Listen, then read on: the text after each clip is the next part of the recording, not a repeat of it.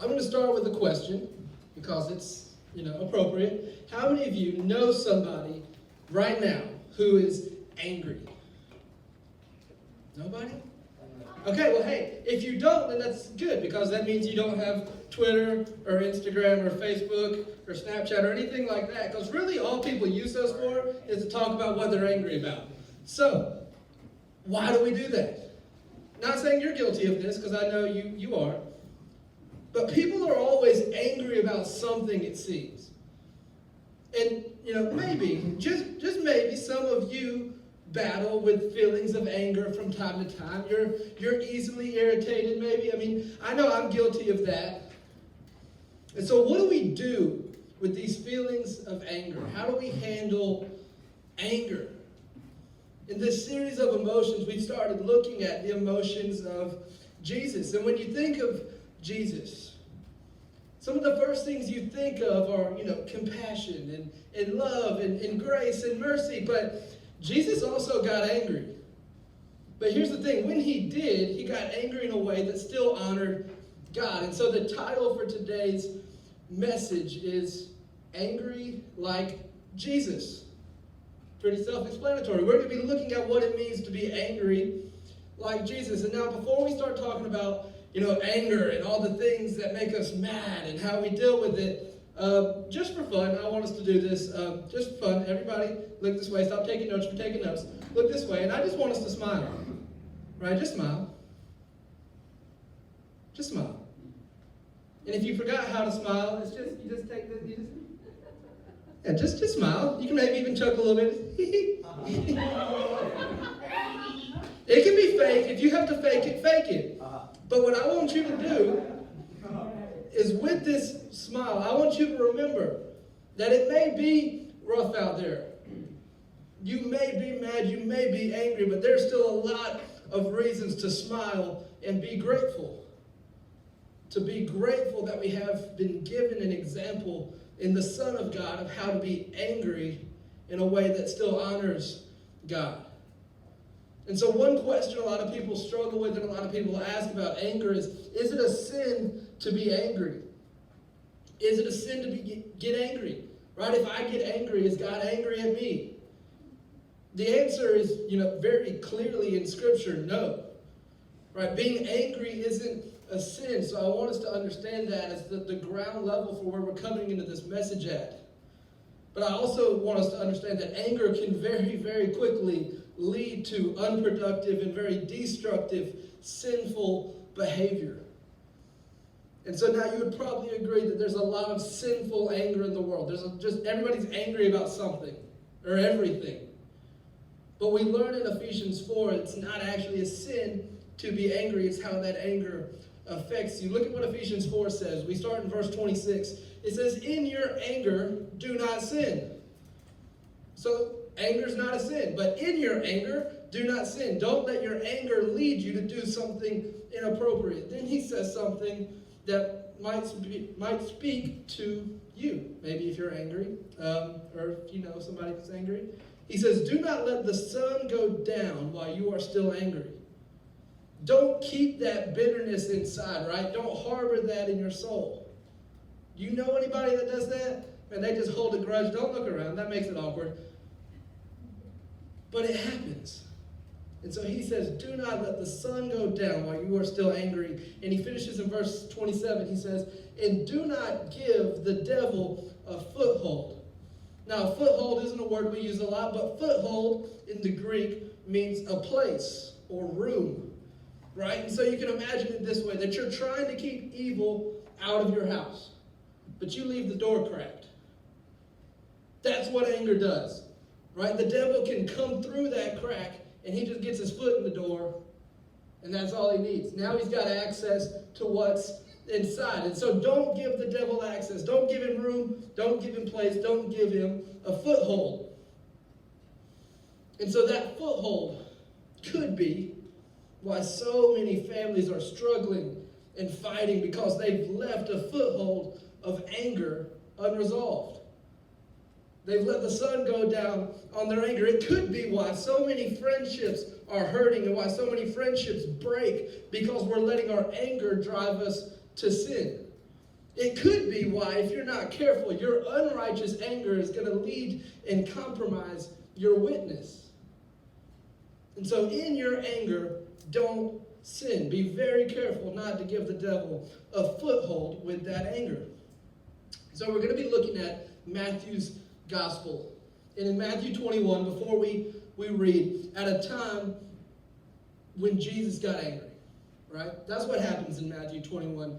But to give you some context before we read, in Matthew 21, Jesus is entering Jerusalem just before Passover.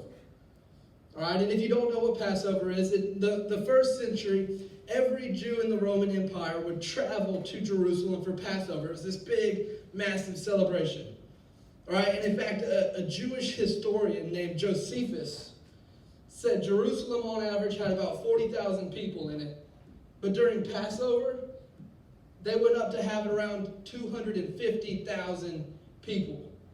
So it was a big thing. Everybody came to Jerusalem for Passover. They went from 40,000 to 250,000. And so understand Jesus' mindset also. When he's coming into Jerusalem for Passover, this is the last week of his life. It's the last week of his life. And he knew it. This was like 5 days before. He knew he was going to have to give up his life. And so if we read Matthew 21, and it seems like Jesus is a little bit uptight, I'm going to understand. Because he knew what was coming. Right? He's 5 days out from going and being crucified. Right? That's in his mind. And so I understand if the dude seems a little, on edge. So Jesus, right, the Son of God, who never ever sinned, walked into the temple, and what he saw broke his heart. Right? We talked a few weeks ago, whenever it was, in the last message of our dangerous prayers, about having your heart broken for what breaks God. And this is what Jesus felt. He saw something and it broke his heart. It made him righteously angry. And so what he saw was this. When he went into the temple, he saw hypocrisy. He saw greed. He saw abuse. And he saw misuse of his Father's house. And so Jesus does something that's very out of the ordinary for him. Right? In his righteous anger, not sinful anger, but in his righteous anger, Jesus goes and he turns over a table. All right? I'm going to read straight from Matthew's gospel of what Jesus did. This is verse 12. It says, Jesus entered the temple courts and drove out all who were buying and selling there. He overturned the tables of the money changers and the benches of those who were selling doves. It is written, he said to them, my house will be called a house of prayer, but you are making it a den of robbers. And then Matthew gives us this odd little sentence. Seems completely out of context in the middle of Jesus turning over tables and benches, and he's preaching this little mini sermon about what they're doing wrong. Matthew adds this in verse 14. He says, the blind and the lame came to him at the temple, and he healed them. Seems kind of out of place. Seems like you're kind of combining two stories into one here. Like Jesus is angry. He's showing them what's wrong. Like this is very unusual. And then Matthew throws in that he's also healing people at the same time. And so what did Jesus do? So he actually went in and turned over a table. And now, understand it's a little dangerous for me to say this, but I kind of wish he didn't do that. I kind of wish he didn't, because it would be a lot easier to preach this sermon without that in there. Because here's the thing.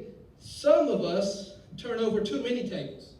Right? We read that Jesus turned over a table. We're like, yeah, that gives me the right to go and turn over any table. You mess with me, I'm flipping this table because Jesus did it. But what I want you to recognize in this is that Jesus was never characterized by his anger.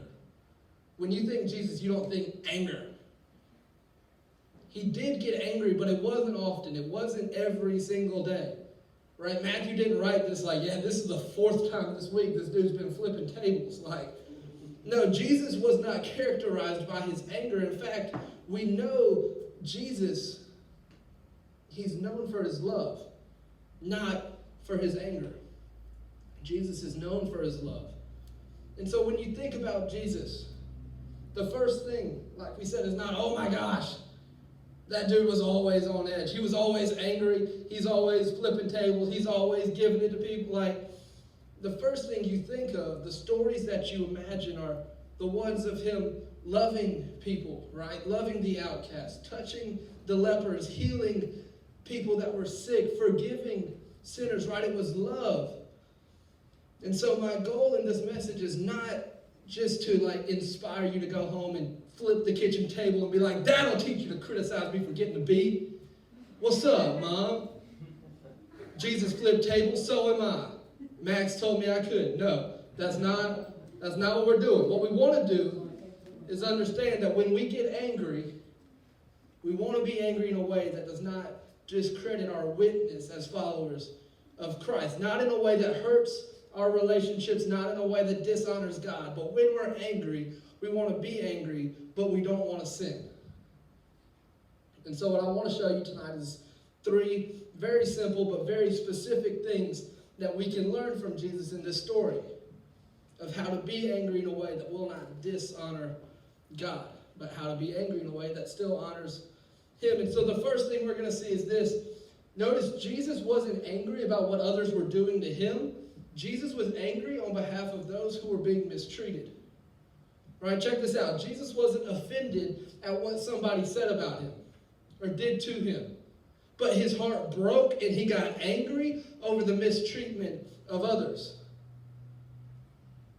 All right, let me ask you a couple questions. Do you ever think Jesus was betrayed? Do you think he was ever criticized? Do you think anybody was ever hating on Jesus like everywhere he went? Do you think he was ever unjustly persecuted? But if you notice, he never got angry about any of that.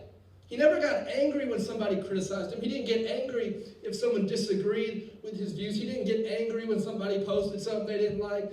Jesus got angry when other people were being hurt. And so it may be wise for us to do a little something called an anger audit, right? Because it's really easy to think about this message and think, man, so-and-so needs to hear this. But maybe we need to look into our own heart and ask ourselves, what is it that makes me angry? Right? What do I get angry about nowadays? Where is it that you're still carrying a grudge? Where is it that you get easily agitated and lose your temper? Where is it that you find yourself on the inside being critical of some people or even hateful when you should be loving? So do a little anger audit. Think about what makes you angry. Because let me be really, really clear in this, that when someone hurts you, right, let's say they lie about you, they mistreat you, they gossip about you, they betray you, it's natural to get your feelings hurt. It's natural to get upset, to get angry. It's natural. But the good news is that we're not just bound to a natural world, but we follow a supernatural God who invites us to do something that's not natural. Something that is supernatural in its essence. And Scripture is pretty clear. For those of us that call ourselves followers of Christ, when someone wrongs us, we're not called to get revenge. We're not called to hate or to curse the people that hurt us, but we're called to bless and to forgive. And so don't forget that in this message. How do we forgive those who wrong us? Because believe me, I'm just like you in the fact that I have people that are mean, that take shots at me, that hurt me, and everything in me wants to stand up and fight and be angry and like go back at them. And I feel justified in my anger sometimes. And so how do I forgive someone who's hurt me? Scripture teaches that we are to forgive just as Christ forgave us. So now I don't know about you, but I know for me, when I think about forgiving as Christ forgave me, I've been forgiven of so much. And so if I find myself angry, and it lasts for weeks, for months, for years at a time over something someone did to me or said to me, if I'm a follower of Christ, then at some point I might need to work to find healing in my heart and let His Spirit do a work in me to help me forgive. And so when we look at Jesus, He wasn't angry about what people did to Him, about what people said about Him. He was angry at those who dishonored his Father's house, the church. And he was angry about people that were being mistreated. And so if you don't know the details of the story, I'll tell you. So he went in, and it says he turned the tables over of the money changers. Right? Who are the money changers? Well, these people are people that would exchange the currency. Right? People are coming into Jerusalem from all over the place. And so if you've ever traveled internationally, then you've experienced this, right? You have to take your U.S. money and change it into whatever they use wherever you are. And so that's what these people did. Except they would often charge more, right? They would mark it up. And so it wouldn't be an even exchange. And what most scholars say is that Jesus really disliked this. But it wasn't just that. What he disliked maybe even more is what they did with doves. And so it also included, right, that people were selling doves. And you're like, what is that? Like, we don't really see people on the street selling doves. Like, I don't get it. So, hear this. They were visiting the temple to make a sacrifice, right, to worship. And what you would do is you would bring an offering. A lot of times it was just a couple of doves. And so, let me put this into our terms, right? You know how you can go to the gas station and you can buy a drink for like $1? Right? That seems pretty fair. But then you go to a sporting event, you go to a concert, and that same drink is like $8. That's what these doves were doing. That's what these people were doing with the doves. The doves weren't doing anything. Except this was much worse. It was much more of a hike than just that $1 to $8. Right? One commentary described it in this way, that a pair of doves usually cost about 4 pence. But inside, where these people were selling them, they were selling them for about 75 pence. Right? Insane markup. And what this meant was that people who were struggling, people that didn't have much, wouldn't have the resources to go into the temple and worship and sacrifice because they couldn't afford to. And Jesus didn't like that. And so why was Jesus upset? Why was he angry? Not because of what anybody did to him. He was angry on behalf of those who were being mistreated. So that's the first thing that I want us to see. And the second is that when Jesus got angry, he flipped tables. He didn't flip people.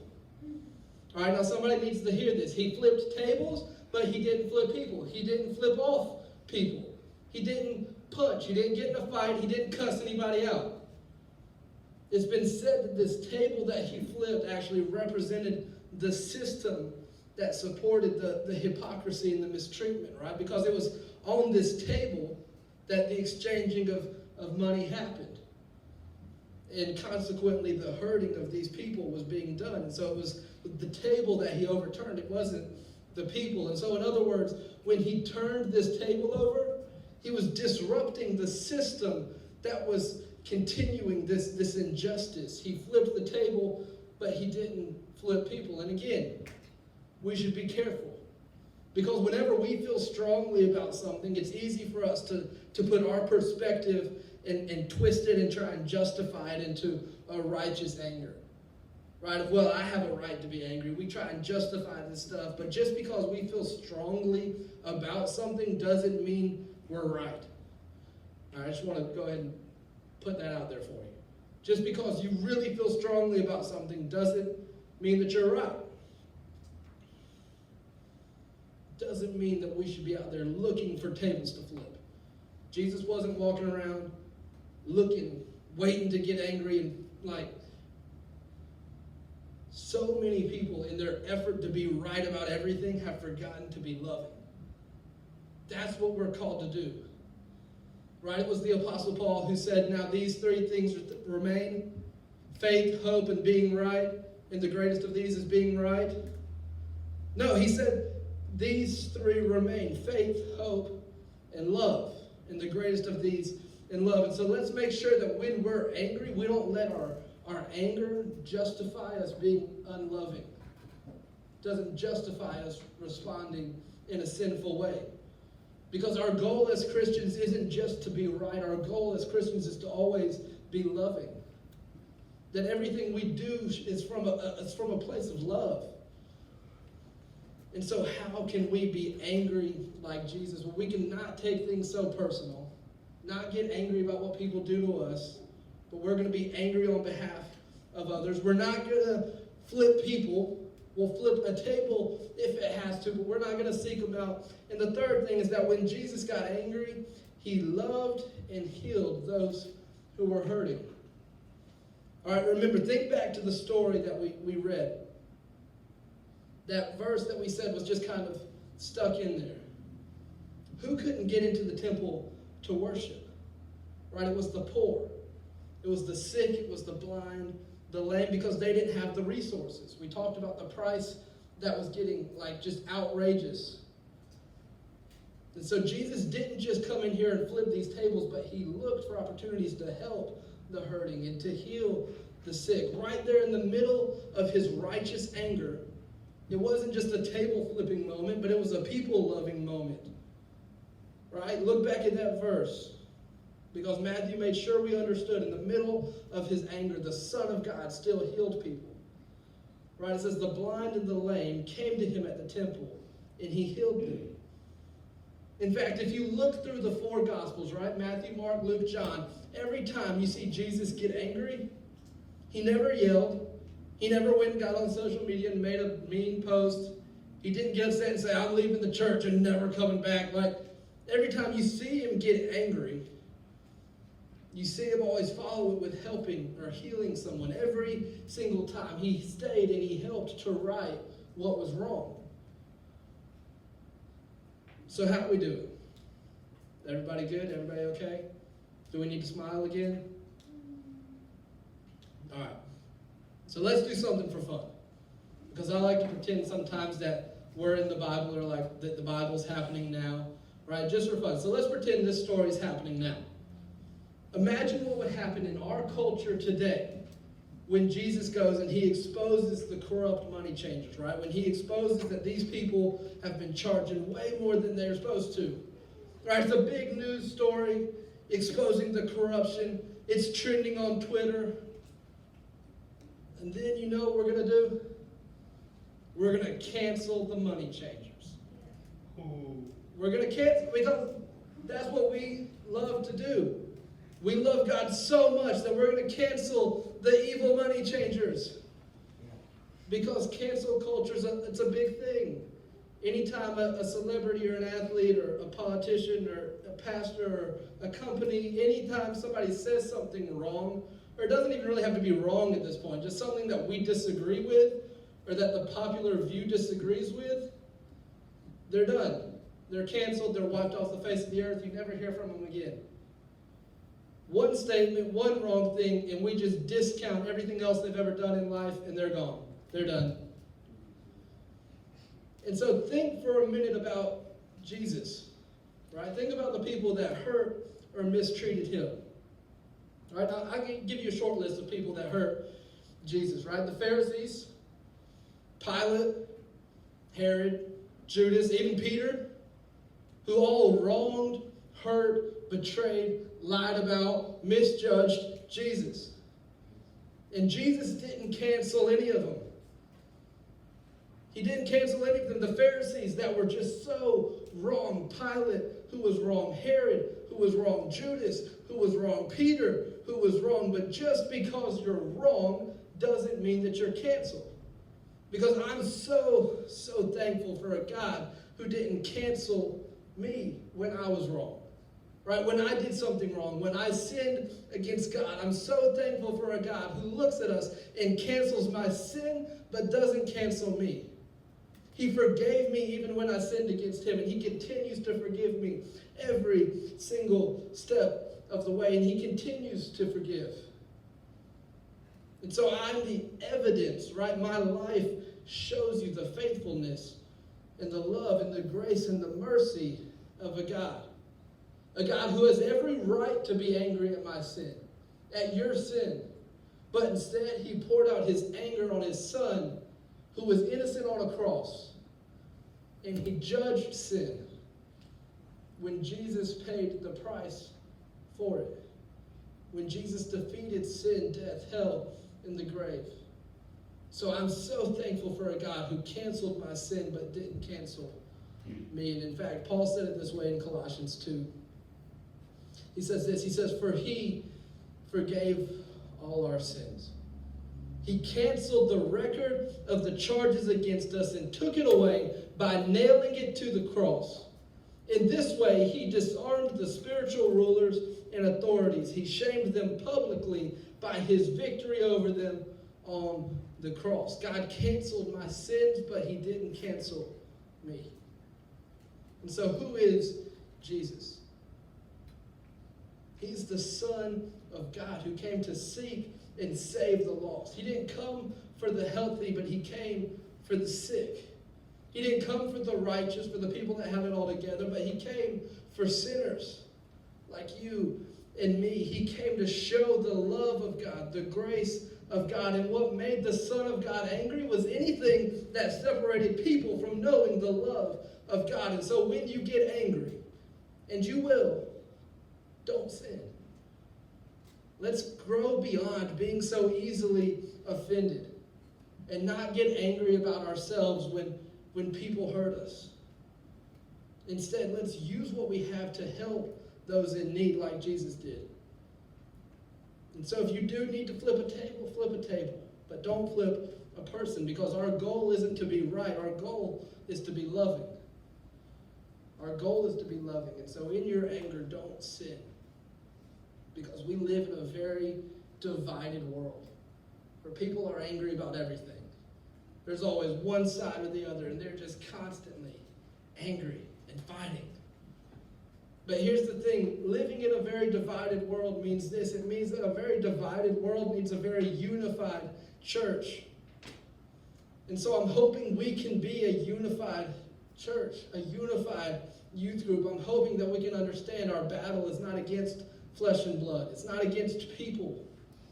It's not against the people sitting next to you because you're in an argument or you broke up with so-and-so and now everybody's angry and like, our battle's not against flesh and blood. It's not against people, but it's against powers and principalities of this dark world. So when we get angry, let's start with our spiritual enemy who comes to steal, kill, and destroy, right? Who comes to steal joy, kill hope, destroy lives. And so let's be unified in our mission to become fully devoted followers of Christ and to make disciples. Jesus made it all about love. And so we're going to get angry. But when we do, let's get angry like Jesus got angry. Let's still be characterized by our love, not by our anger. Anytime we're angry, let's use everything in our power to bring healing and hope to those who are hurting. Because that is how we truly begin to be angry like Jesus and not angry like this world.